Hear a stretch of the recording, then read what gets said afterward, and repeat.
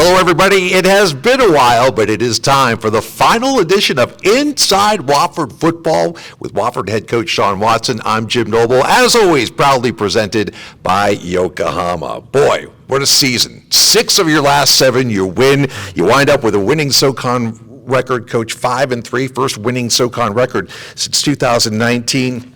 Tons of individual and team accolades that we'll get to, and you cap it off with a great win at home on Senior Day. I know it's been a whirlwind, and I know work has already begun on next year. What's your gut feeling about the things that this team accomplished this year? Well, we found ourselves, really, I guess the best way to put it is we realized our talent. We found our team, and that was in today's college football. Just the way we're made, it's the way college football is made is what I'm referring to. I mean, you have to put together your team each and every year, and these guys did a great job. Our seniors, our fifth-year kids, I cannot say enough about. Those guys were tremendous. They led our locker room. Max, Seth, Brandon, and Quincy. They were my captains all year long, and they did a great job. Their leadership and then everybody pitching together, and we really had a unique year. You know, I think that was kind of epitomized by the final win, the 35-13 win over Chattanooga. It was Senior Day, and the seniors came to play. We'll get to some of those guys, but quick recap on that game. Terriers started out great. Really kind of the complementary football that you talk about. At times, the offense, the defense, and the special teams were all clicking. No, we played well as a team, and we knew going in that's our recipe to win. I think it is probably for everybody. It's just how you do it. And, we got to our style of play. There was a real conviction to send out our seniors, with a win. And we wanted to continue our stacking, continue to put together what was one of the great, unique experience that I think will affect everybody's life, coaches and players, as we go down the road in life. I think you could see that from the opening drive of the game, maybe a little glimpse of the future for the Terriers. Fayard is in the shotgun, empty backfield. Back to pass, has some time, lofts it into the corner, and it's a touchdown. Colby Alexander mosses the defensive back, and Wofford strikes first. Great way to start off the game, and let's talk about JT Fayard a little bit. Some stability now at the quarterback position. He set an all-time Wofford record for completion percentage and just seemed to get better and better each and every week. Yeah, he's continually improved. He's a really good student when it comes to the game. He's a sponge, wants to be good, and that's the thing that that earmarks a guy that's on the course to something special. And I really appreciate the fact that he's such a humble guy, and really he comes to work every day. I mean, we enjoyed his attitude and what he brought to our building all year long. Helps when the running game is going, and it certainly was against Chattanooga. Quincy Hughes, you talked about our fifth-year seniors, just I think really the emotional, spiritual, everything anchor of that offensive line with some talent around him, and of course the contributions from Gerald Modest, who had a couple of touchdowns. Hassan Jackson Anderson, what a great 1-2 punch they gave you this year. Yeah, our running back room is very talented, and those guys really fed off each other. They've got 2 different styles of running, and it really, it plays on a defense. Gerald's a physical guy, and Elijah is going to find yards, and they really play off one another. Of course, in the second half, the defense kind of took over through a shutout in the second half, and we've talked about him, but it bears repeating. Maximus Pulley, another interception in that game, gave him 5 on the season. Seth Foster stood tall, defensive line, and capping it all off, take a bow, Brandon Mena. Down by 3 scores. And fittingly, it will end as fifth-year senior Brandon Mena makes the sack. Takes a bow.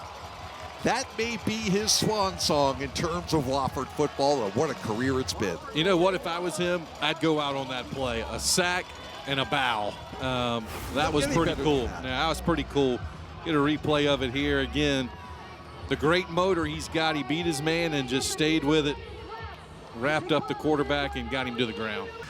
can't go out much better than that, as Brandon Mena did. And those guys on defense and the senior leadership, they just epitomize all the values that I think this program has. Yeah, I was, first I want to give a shout out to Brandon. He was actually the defensive player of the week that particular week. He had a great game, and it couldn't happen to a better human being. He chose to come back for his 5th year, and he put it all into the team and into his season. And what a way to go out. It's awesome.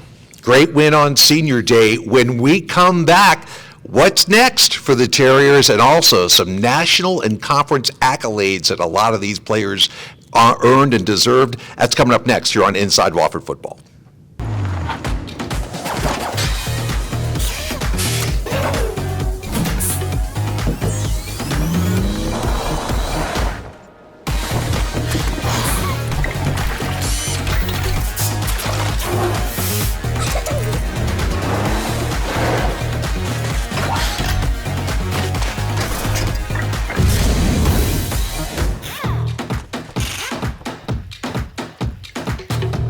Welcome back. Season in review now for the Terriers. 8 Terriers named to the SoCon All-Conference teams. Let's start off by Maximus Pulley and Brandon Mena on the first team. We've talked about their contribution, so congratulations to them as their Wofford career comes to a close. Second team, running back Hassan Jackson Anderson, offensive lineman Quincy Hughes among those honored.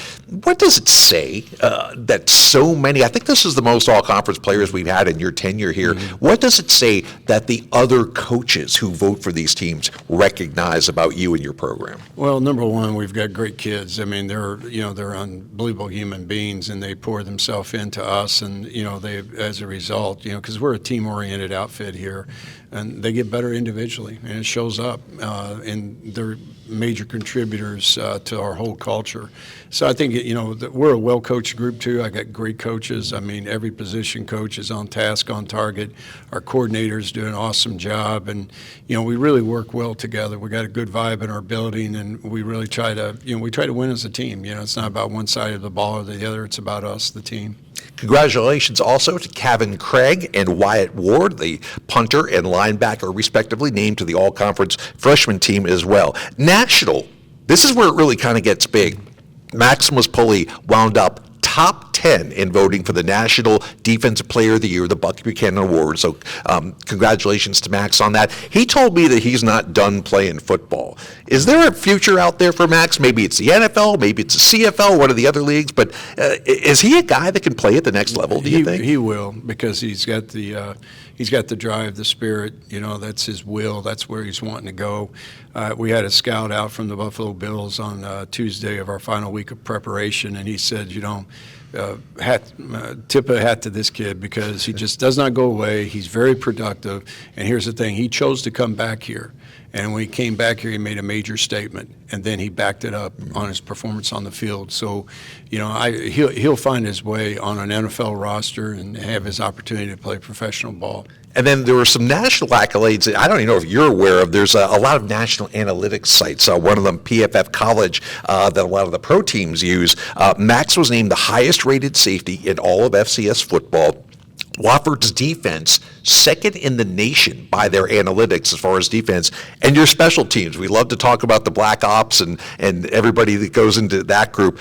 Top 5 in the nation. That's got to make a head coach feel pretty good. No, it does, because everybody works really hard, and it's good to see your hard work pay off, and behind really the performance. And with all that hard work is relationships. It's what you pour into the kids, and how that player-coach relationship. So, a great job by the coaches and a great job by the kids. All right, finally, when we come back, National Signing Day, the early version is upon us. Also, the transfer portal. What will next year's team look like? That's next here on Inside Wofford Football, sponsored by Yokohama. It doesn't matter if you're 8 years old or 80 years old, your body is your strongest tool. Spartanburg Regional Sports Medicine Institute is here to push you to the next level. With 2 convenient locations, our doctors can diagnose, treat, and heal at our North Grove Medical Park and Star Center offices to get you back in the gym, in the game, and to the next level. We never quit because you never quit. For more information, call 560-BONE. Welcome back with Coach Sean Watson. I'm Jim Noble. Inside Wofford Football continues with a look at Well, the work never ends. National Signing Day, the early version is upon us. We'll have another full National Signing Day in February. And I know the names are still kind of rolling in. But what do you look for in this early thing? Are you need-based? Are you best athlete, best fit for the program-based? What do you look for in this first go-round? We're need-based because, we've got some holes to fill, because of graduation. So we're going to fill our needs, and we always, we look at bringing somebody into our culture, bringing somebody into our team. The first draw is always what's on film, so talent. And then the second, and probably the most important thing, is the human being. We're looking for a great teammate, because we got a great teammate. He's a great person, and he's going to be able to fit into our culture and fit into our building and add to us. We're looking for people to come here and add to us.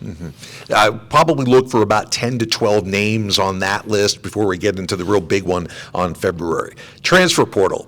The portal giveth and the portal taketh away. It's a fact of life in college football.